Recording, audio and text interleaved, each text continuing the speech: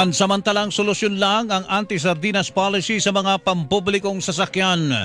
Ayon kay Giselle Manuel, convener ng Commuters for Change o C4C, hindi naman tinutugunan ng naturang patakaran ng mga totoong dahilan kung bakit sobra-sobra ang sakay ng mga pampublikong sasakyan. Kabilang narito ang hindi umano sapat na kita ng mga tsuper, ganon din ang kakulangan sa pampublikong transportasyon. Dapat umanong magbigay ng subsidiya sa mga PUV driver para hindi na sila mapilitang magsakay ng sobra-sobra para mahabol ang kanilang boundary.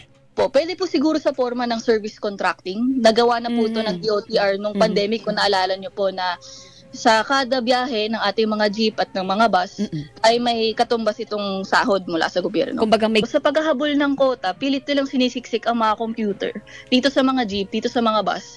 At the end of the day, parang lahat tayo talo, di ba?